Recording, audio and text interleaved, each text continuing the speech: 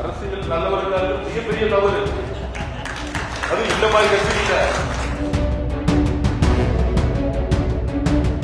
ஐயோடைய தலைவர் எங்களை பார்த்து எங்களுக்கு அமைச்சரவையில் இடம் கேட்கவே இல்லை. இந்த அரசாங்கம் எல்லோருக்குமான அரசாங்கம். யாருக்கு திறமை இருக்கோ அவங்க நாளைக்கு மினிஸ்டரா கூட ஆகலாம்.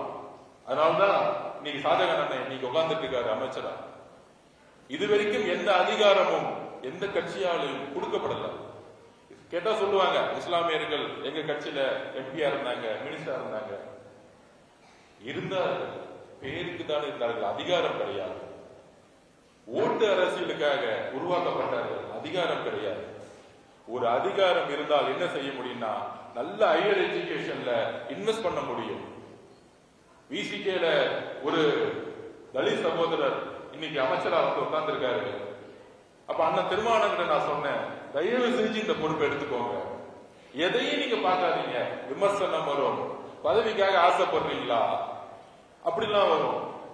நீங்க மட்டும் பதவிக்காக ஆசைப்பட்டு 30 வருஷம் ஆளுங்கட்சியா இருந்தீங்க, இப்ப நீங்க உங்களுக்கு பதவி ஆசை இல்லையா அப்படின்னு அந்த திருமாவளவன் பார்த்து கேட்க சொன்னேன்.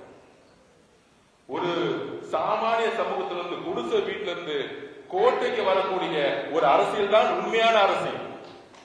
அவங்களாலதான் மாற்றத்தை ஏற்படுத்த முடியும்.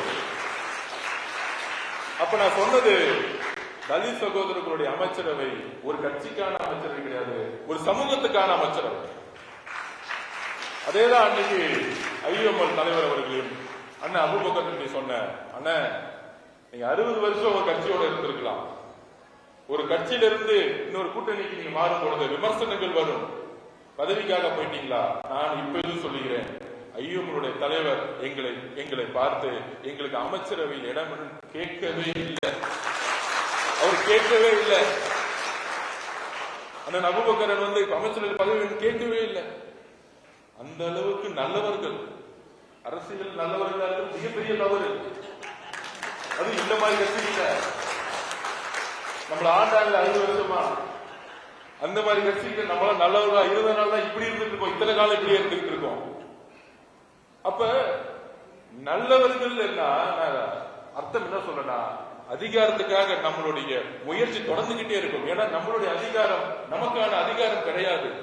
அண்ணன் ஷாஜகானுடைய அமைச்சர் பதவி அவருக்கான அதிகாரமோ அவருக்கான குடும்பத்துமே கிடையாது, ஒட்டுமொத்த சமூகத்திற்கான அதிகாரம்.